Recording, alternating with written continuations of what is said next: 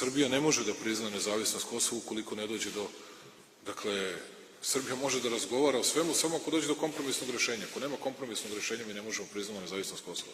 Su oni kao i oni koji danas i ovdje kod vas govore, traže nešto. Ako im samo nešto daju, oni će izdati Kosovo i Metohiju. To je prije neki dan rekao ovdašnji vaš predsjednik.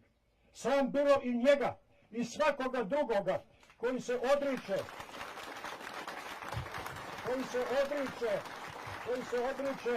svoga bića, svoga pamćenja, svoje istorije, svojih svetinja.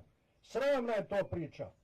I ne smije ta priča da se oni koji se odriču carstva nebeskoga, za koga se opredijelio sveti car Lazar, znajući da je zemaljsko zamareno carstvo, a nebesko uvijek ide u vijeka, koji se klanjaju zemaljskim idolima, koji proglašavaju Kosovski zavjet, koji je novi zavjet koji je ugrađen u biće našega naroda, našu istoriju, koji njega proglašavaju za mitologiju, pa kažu tamo na Kosovu više ništa nema ništa u njihovoj glavi. A na Kosovu ima, ko ste vi ovdje i u Raškoj? Nema ništa u njihovoj glavi, nema.